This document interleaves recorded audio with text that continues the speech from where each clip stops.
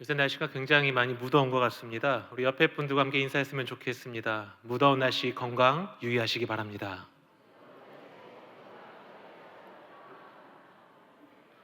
그리고 한 번 더 인사해 볼까요? 은혜 받고 돌아갑시다.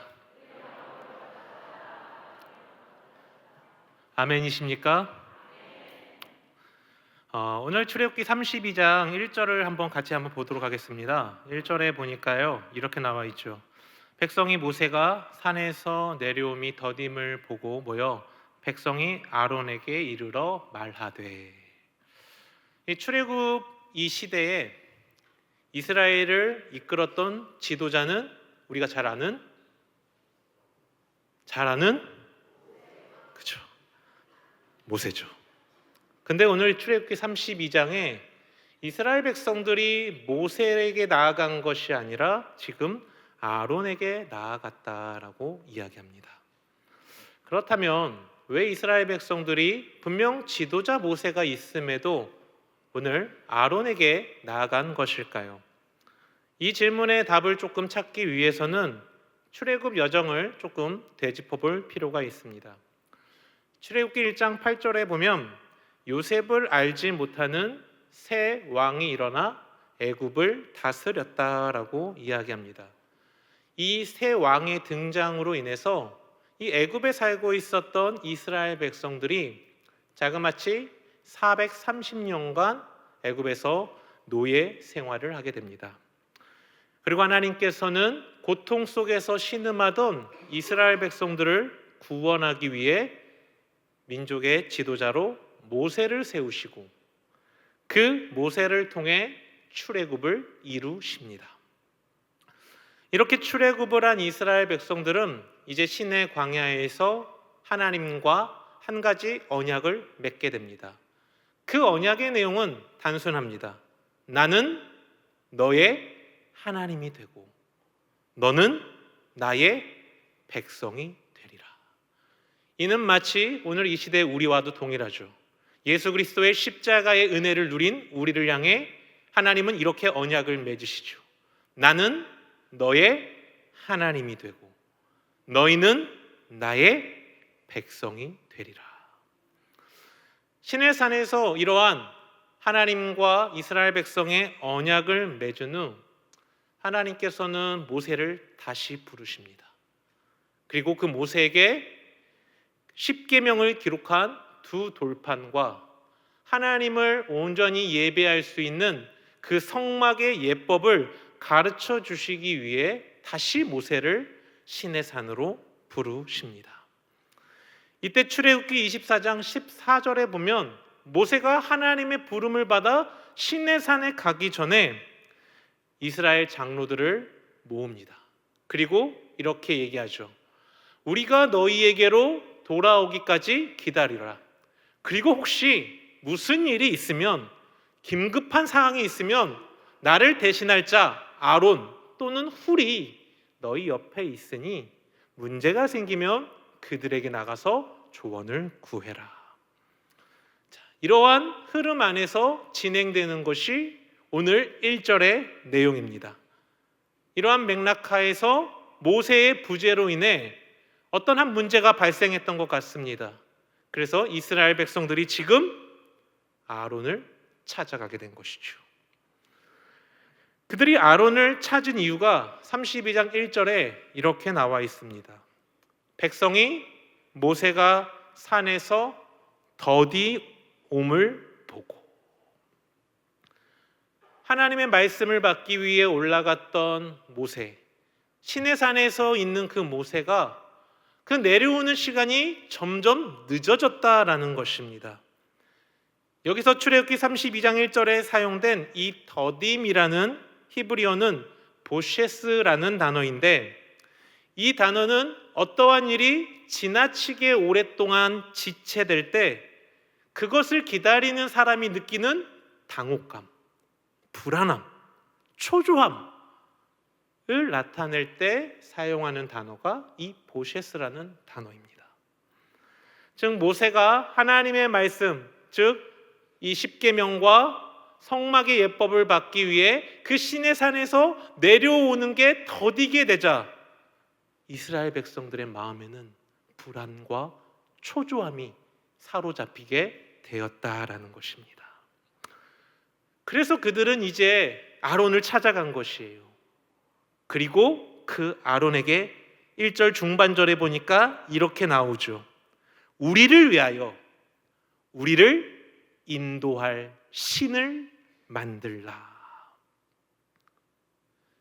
여기서 우리가 오해하면 안 되는 것은 이스라엘 백성들이 새로운 우상을 만들어 달라는 얘기가 아닙니다.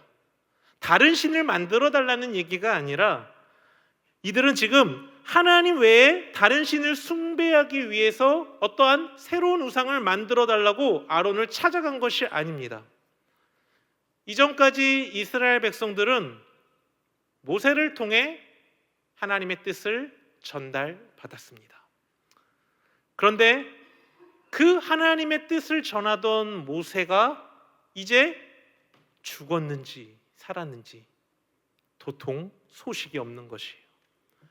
시내산에 올라가서 확인할 수도 없고 언제 내려올지 알 수 없는 이 맹목적인 기다림 속에서 그들은 두려웠던 것입니다. 지금까지 그들은 하나님 말씀만 믿고 출애굽을 이루었어요.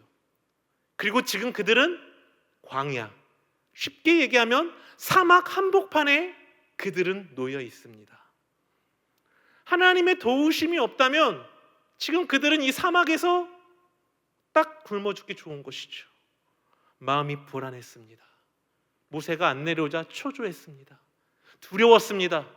혹시 그곳에서 우리는 몰살당하는 것이 아닐까? 그래서 그들은 이제 아론을 찾아간 것이죠. 그리고 하나님의 임재를 확인할 수 있는, 하나님의 눈에 보이진 않은 하나님이 우리와 함께 계시고 우리를 이끌어 가신다라는 것을 확인할 수 있는 또 다른 형상을 만들어 달라. 그 형상을 통해서 하나님의 임재와 그 하나님이 우리와 함께 하신다는 것을 확신할 수 있게 그 하나님의 대체할 수 있는 하나님의 대리자를 만들어 달라 요청하고 있는 것입니다. 이러한 이스라엘 백성들의 요청, 아론은 굉장한 고민에 빠지게 됩니다. 왜냐하면 이러한 이스라엘 백성들의 요구는 분명 하나님께서 원치 않으시는, 아니 하나님의 뜻에 어긋난 행동이었기 때문입니다. 출애굽기 20장 4절과 5절 한번 보실까요? 우리가 잘 아는 말씀이죠. 10계명의 제2계명입니다. 같이 한번 읽어볼까요? 시작.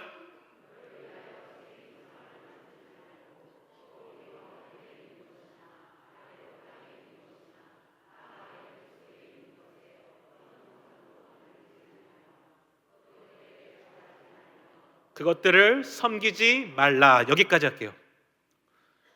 이스라엘 백성들은 하나님이라는 눈에 보이지 않는 존재를 눈에 보이는 하나의 형상으로 투영시키려고 했습니다. 그런데 성경은 뭐라고 얘기합니까? 아니, 하나님은 뭐라고 얘기하시오? 너희가 그 하나님의 형상, 하나님을 예배하기 위해 만들어낸 그 투영시키는 그 형상은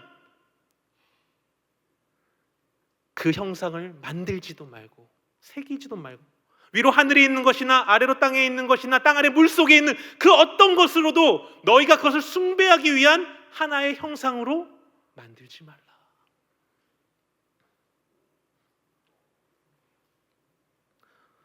바로 이러한 이스라엘 백성들의 요구는 하나님의 뜻에 어긋난 행동이자 또한 하나님과 이스라엘이 맺었던 나는 너의 하나님, 너희는 나의 백성이라는 그 언약 관계를 깨뜨리는 요소였습니다. 아론 또한 이스라엘 백성의 요청이 바로 이러한 우상 숭배를 일으킬 것을 알았기 때문에, 하나님이 원치 않으신다라는 것을 알았기 때문에 그는 매우 난감했을 것입니다. 그들의 이야기를 무시하자니 소요가 일어날 것만 같고, 그렇다고 그들의 뜻을 들어주자니 하나님의 말씀을 거역하게 되는 진퇴양난의 상황에 빠지게 된 것이죠. 즉 아론은 지금 사람들의 눈치를 보고 그들이 원하는 것을 해줄 것인지, 아니면 하나님의 눈치를 보고 하나님이 원하시는 길을 묵묵하게 갈 것인지를 선택해야 했습니다. 사랑하는 성도 여러분들, 믿음의 그리스도인들이 이 땅에 살다 보면 이러한 믿음의 선택의 기로에 놓일 때가 있다라는 것이죠. 세상 속에서 하나님의 말씀의 기준을 붙잡을 것인가, 아니면 세상이 주는 그 세상적 가치와 기준에 따라 살아갈 것인가. 분명 우리의 신앙은, 우리의 믿음은 너무나도 뻔한 대답을 하고 있습니다.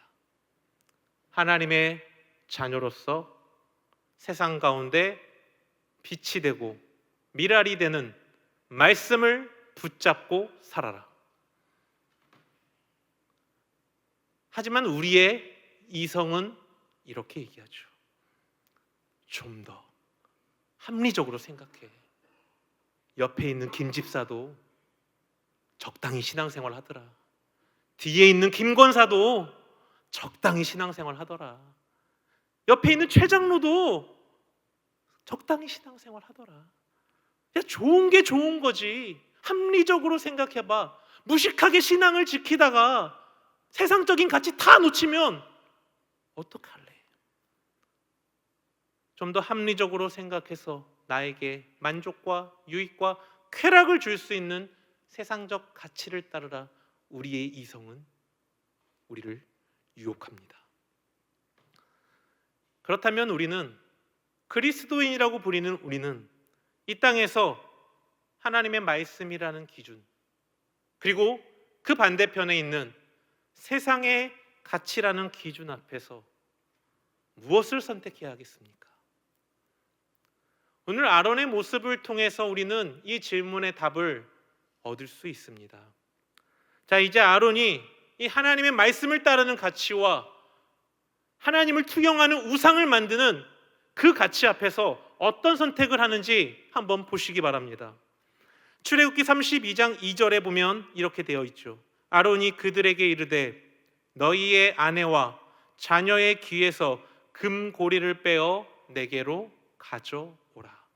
그리고 4절, 아론이 그들의 손에서 금고리를 받아 부어서 조각칼로 새겨 송아지 형상을 만드니 그들이 말하되 이스라엘아, 이는 너희를 애굽 땅에서 인도하여 낸 너희의 신이로다 하는지라. 아론은 이제 이스라엘 백성들을 향해 금고리를 가지고 오라고 말합니다. 그리고 그는 나무로 송아지 형상을 만들고 그들이 모아온 금고리를 녹여서 그 송아지 형상에 둘러싸게 됩니다. 그리고 조각칼로 새겨서 송아지 형상, 금으로 된 송아지 형상을 완성시키죠. 그리고 그들에게 이제 이렇게 얘기하죠. 이 송아지 형상은 바로 너희를 애굽 땅에서 이뤄낸, 너희를 애굽 땅에서 이끌어낸 그 여호와 하나님이 투영된 것이다. 우리 하나님이 우리와 함께 하심을 이 송아지를 통해서 우리는 확신할 수 있노라. 여기서 아멘 하시면 안 됩니다. 그렇죠? 자, 이 얼마나 어이없는 상황입니까?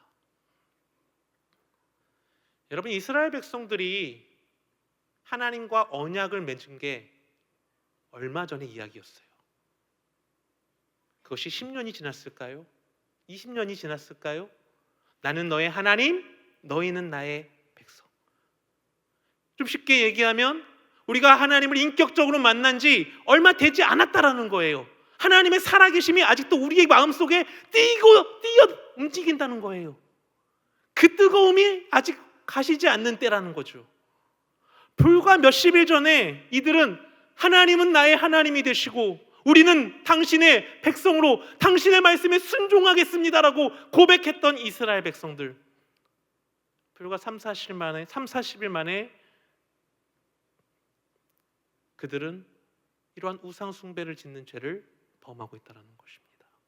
그리고 이러한 언약 체결, 이 언약 체결에 가장 앞장서 있었던 사람이 바로 한편에는 모세고 또 다른 한편에는 아론이라는 지도자였습니다.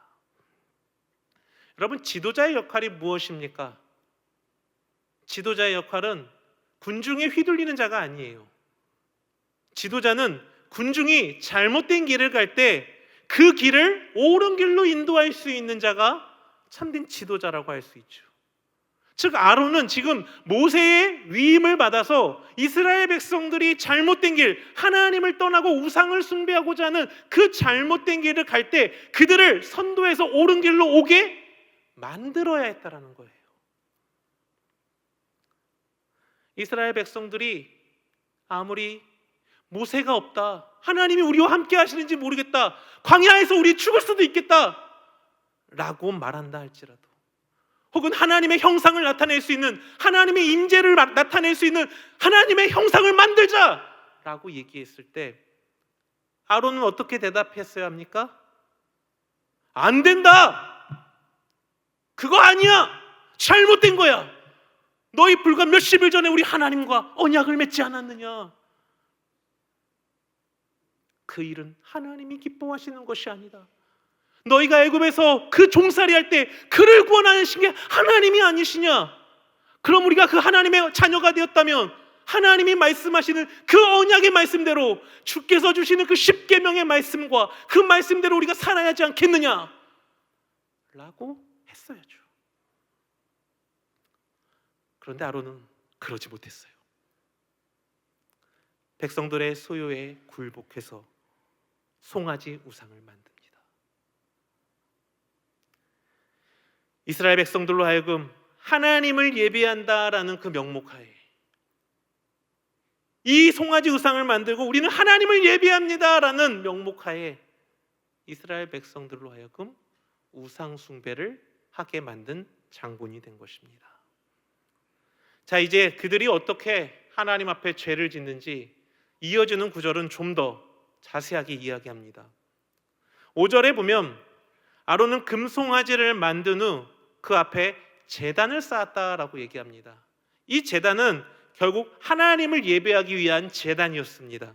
그리고 내일은 여호와의 절일이니라고 이 여호와의 절일로 선포하는 것을 볼 수 있습니다. 여기서 절일은 명절이나 축제의 날을 의미하고 있으며 아마도 이 날은 하나님께서 그들을 구원하신, 즉 출애굽의 은혜를 베푸신 혹은 홍해를 도하를 기념하기 위한 그런 축제의 날로 아론이 선포한 것으로 보여집니다. 겉으로 보기에는요, 그들이 하나님을 위해 제단을 쌓습니다. 그리고 하나님을 위해 절기를 만들고 축제의 날을 보내려고 합니다. 그런데 문제가 뭐냐면 그들이 하나님을 예배한다라고 말하면서 본질적으로 하나님께서 받으시는 예배를 드리지 않고 있다는 거예요. 하나님이 주신 예배의 규칙대로 예배를 드리지 않고 있다는 것입니다. 즉 그들은 하나님을 섬긴다고 하지만 하나님이 만든 형상, 하나님이라고, 하나님의 임재가 있다라고 만든 그 형상을 통해, 우상을 통해 그 하나님을 예배하려고 했기 때문입니다. 이어지는 6절에도 그들의 잘못된 그 예배의 모습들이 나타나죠. 같이 한번 읽어볼까요? 시작.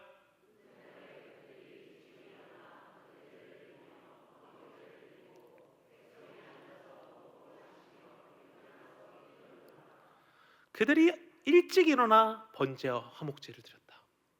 여러분, 번제는 하나님께 자신을 온전히 드리는 헌신의 제사입니다. 번제는 다 태워드리는 거거든요. 그러니까 우리를 하나님께 온전히 다 태워드린다, 온전히 헌신하겠다, 온전히 드리겠다라는 그러한 제사의 의미이고, 화목제는 하나님과의 이 속죄제로 관계가 회복된 이스라엘 백성이 기쁨과 감사와 감격으로 하나님께 드리는 제사였습니다. 당연하겠지만 이러한 제사의 대상은 당연히 여호와 하나님이죠. 하지만 그들은 하나님께서 주셨던 그 예배의 방식이 아니라 자신들이 만들어낸 가짜신 송아지를 만들어 놓고 그것을 하나님으로 생각하며 그들은 제사를 드렸던 것입니다. 즉 하나님을 예배한다라는 그 구색과 형식은 갖추었지만 그 대상은 하나님이 아니라 그들의 예배의 대상은 하나님이 아니라 그들이 만들어낸, 그들이 욕심으로 만들어낸 우상에 불과했던 것입니다. 또한 6절 하반절에 보면 그들의 예배가 어떻게 변질되고 있는지도 잘 드러나 있습니다. 6절 하반절에 보니까 그들이 앉아서 먹고 마시며 일어나서 뛰어놀았다. 모세는 18절에 산 아래서 벌어지던 그들의 예배의 모습을 이렇게 말하고 있습니다. 모세가 이르되 이는 승전가도 아니요 패하여 부르짖는 소리도 아니라 내가 듣기에는 노래하는 소리로다 하고, 즉 그들은 하나님께서 기뻐하시는 방식으로, 하나님이 주시는 방식대로 하나님을 영광 돌리는 예배를 드린 것이 아니라 우상 앞에서 자신들의 욕망을 만족시키는 타락한 예배를 드렸습니다. 결국 이스라엘 백성들은 송아지 신상을 만들어 놓고 그것에 곧 하나님이 임재하시니 우리는 하나님을 섬기고 예배합니다 라고 말하지만, 결국 그들의 예배는 하나님을 섬기는 것이 아닌 우상을 숭배하는 죄를 짓고 만 것입니다. 이스라엘 백성들이 이러한 죄를 짓게 된 가장 근본적인 이유가 무엇일까요? 바로 지도자 아론의 잘못된 선택의 결과였다는 것입니다. 아론이 사람들의 눈치를 보며 송아지 우상을 만듦으로 인해 하나님과 언약 관계에 있었던 이스라엘 백성들로 하여금 우상 숭배를 하게 만든 것이죠. 이러한 아론의 잘못된 선택, 결국 이 선택은 하나님의 극심한 진노를 불러 일으키게 됩니다. 출애굽기 32장 7절에 보십시오. 하나님과 깊은 대화를 하던 모세에게 하나님이 모세를 다그치며 얘기합니다. 내가 애굽 땅에서 인도하여 낸 내 백성이 이제 부패하였노라. 출애굽기 32장 10절, 그들에게 진노하여 내가 그들을 진멸할 것이다. 하나님께서는 바로 송아지 우상을 세워놓고 그 우상을 하나님이다라고 섬기는, 그 우상 숭배를 행하는 이스라엘 백성들을 향해 그들이 부패했기에 내가 그들을 싹 다 진멸하겠다.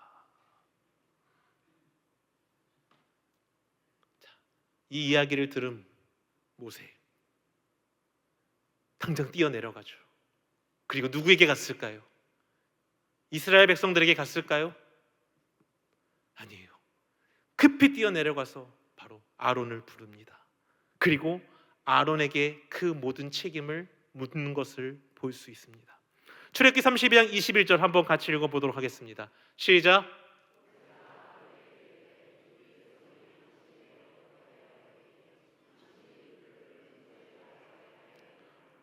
당신이 그들을 큰 죄에 빠지게 하였느냐. 25절도 보십시오. 중반절에 보니까요, 아론이 그들을 방자하게 하여 원수들에게 조롱거리가 되게 하였구나. 아론의 잘못된 선택으로 말미암아 이스라엘 백성들은 우상 숭배를 하게 된 것이고, 그로 인해 하나님의 백성들을 원수들의 비웃음거리와 수치로 전락시키고 말았구나 라고 모세가 아론을 책망하고 있습니다. 오늘 이스라엘 백성들을 우상 숭배의 죄로 인도한 결정적 원인은 결국 지도자 아론의 타협이었습니다. 아론은 하나님의 말씀이라는 그 기준과 세상의 기준이라는 그 선택의 기로에서 사람들의 눈치를 보고 그들의 필요를 채워주는 세상적 기준을 택했습니다. 이러한 아론의 잘못된 선택의 결과 이스라엘 백성들은 송아지를 우상 숭배하는 죄를 짓게 되었고, 그로 인해 하나님과 이스라엘의 그 언약 관계가 깨어질 위기에 처하게 된 것이죠. 사랑하는 성도 여러분들, 우리가 이 땅에서 살아갈 때 하나님의 말씀이라는 기준과 세상의 가치라는 기준 앞에서 이 선택의 기로에서 여러분은 무엇을 선택하시겠습니까? 당연한 얘기지만 우리는 하나님께서 주신 그 말씀이 우리의 삶의 기준이 되어야 함을 믿으시기 바랍니다. 우리는 예수 그리스도의 십자가의 피로 하나님과의 언약 관계, 나는 너의 하나님, 너희는 나의 백성이 된 그 믿음의 관계가 되었습니다. 이 언약 관계에 이른 자들, 즉 하나님의 자녀들은요, 그 말씀이 우리의 기준이 되어야 합니다. 그리고 그 말씀을 붙잡고 이 땅 가운데서 그 말씀을 위해서 살아가는 성도가 되어야 하는 것입니다. 하나님의 자녀인 그리스도인들이 하나님의 말씀을 따라가는 것, 또는 그 말씀을 좇기 위해 치열하게 애쓰는 것, 그것은 선택사항이 아니에요. 그런데 많은 그리스도인들이 이 말씀을 쫓아 살아가는 것을 선택사항으로 여기곤 한다라는 거죠. 그저 교회 다니면 끝이 돼버리는, 세상 속으로 나가면 내가 그리스도인인지 아닌지 모르게 되는, 성경은 세상을 향해 나가서 우리가 한 발은 교회에 얹고 한 발은 세상을 향해 달려나가라고 얘기하는데, 우리는 교회에 있을 땐 두 발 다 교회에 있고 세상을 나갈 땐 두 발 다 세상을 향해 나가서 아무런 영향력 없는 그리스도인의 모습을 살아가곤 한다는 것입니다. 그런데 오늘 이 본문은 우리에게 권면을 하죠. 세상의 가치와 하나님의 가치가 너희에게 주어져 있는데 과연 너희는 무엇을 선택할 것인가? 우리는 하나님의 자녀로서 하나님의 말씀이라는 그 가치를 붙잡고 세상 속에서 치열하게 그 말씀을 위해 사는 믿음의 성도가 되어야 하는 것입니다. 이것은 이 자녀들이 마땅히 행해야 하는 의무임을 믿으시기 바랍니다. 이러한 말씀에 따르는 삶, 세상 속에서 예수를 위해 따라가는 삶, 예수의 향기를 드러내는 삶, 세상 속에서 정직을 찾아내고 세상 속에서 오직 하나님의 말씀 앞에서 공정하고 정직하게 나아가는 삶, 이러한 삶은 실은 우리에게 유익이 되지 않을 때가 있죠. 또는 세상 사람들로부터 손가락질을 받게 될 수도 있습니다. 예전에 한 자매의 제가 이야기를 들었습니다. 이 자매가 이제 졸업을 하고 나서 대형 큰 회사에 취직을 하게 됐어요. 큰 회사에 취직을 하다 보니까 이제 신입생 그런 축하 파티를 했겠죠. 근데 이제 거기서 이 자매는 자신이 배워왔던 신앙이 너무 좋았던 거예요. 그래서 우리는 교회에서 배우잖아요. 술 마시지 말라, 담배 피지 말라. 근데 우리가 사회생활을 하다 보면은 실은 그게 쉽지 않잖아요. 또 모든 신입사원들이 다 몰려 있고 그곳에서 부장, 차장 다 있었겠죠. 그 사람들이 다 돌아가면서 술을 마시는데 이제 자기의 순서가 된 거예요. 그러면 대다수의 그리스도인들이 어떻게 하죠? 그냥 눈 딱 감고 한 장 꿀떡 하죠. 근데 그 자매는 그건 하나님 앞에 정직하지 않은 거예요. 어떻게 했을까요? 참 저는 그 얘기를 들으면 저도 놀랐어요. 나는 교회 다니는 사람인데 왜 나한테 술을 강요합니까? 저 이러면 다음부터 여기 안 올 거예요. 용감합니다.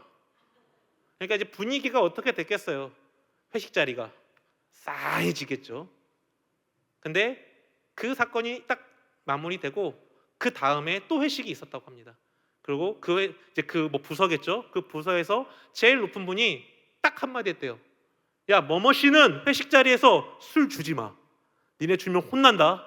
다음부터는 저 직원은 사이다 시켜줘. 여러분, 이러한 믿음의 결단이 있으십니까? 실은 그리스도는 이렇게 살아야 되잖아요.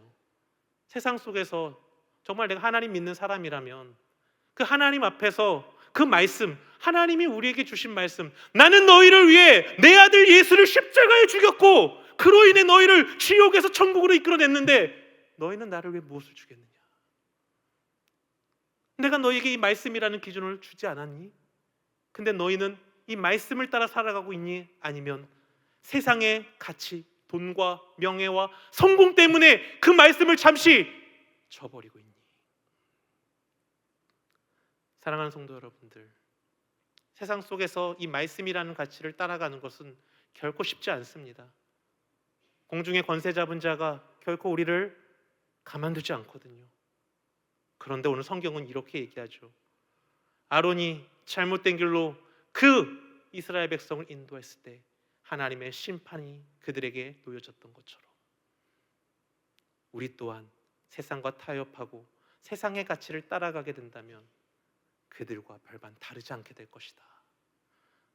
다르게 얘기하면 우리가 그 어려운 상황 속에서도 하나님의 말씀 붙잡고 그 하나님의 뜻을 이 땅 가운데 온전히 드러내기 위해 나 한 몸이라도 힘써 애쓴다면 하나님이 그러한 우리의 신앙의 애씀을 기억하심을 믿으시기 바랍니다. 히브리서 11장 6절은 이렇게 얘기하죠. 믿음이 없이는 하나님을 기쁘시게 하지 못하나니 하나님께 나아가는 자, 즉 하나님의 말씀을 온전히 붙잡는 자는 반드시 그가 계신 것과 또한 그가 자기를 찾는 자들, 하나님 앞에 온전히 서 있는 자들에게 상 주시는 이심을 믿어야 할지니라.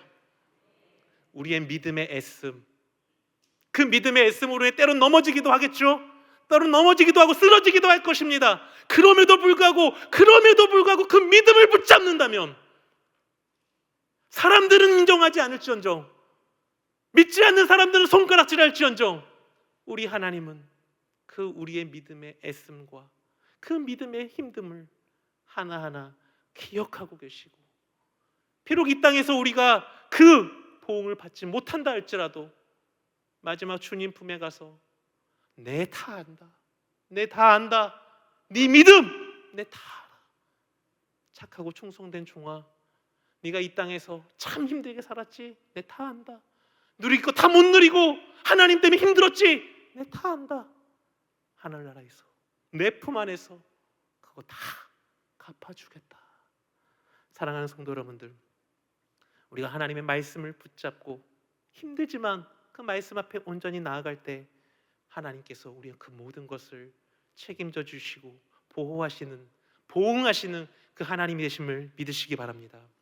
그러기 우리는 세상 속에서 세상의 가치, 형통의 가치, 쾌락의 가치를 쫓기보다는 하나님의 말씀 붙잡고 이 말씀 앞에 오늘 하루도 치열하게 살아가는 우리 성도님 되시길 간절히 부탁드립니다.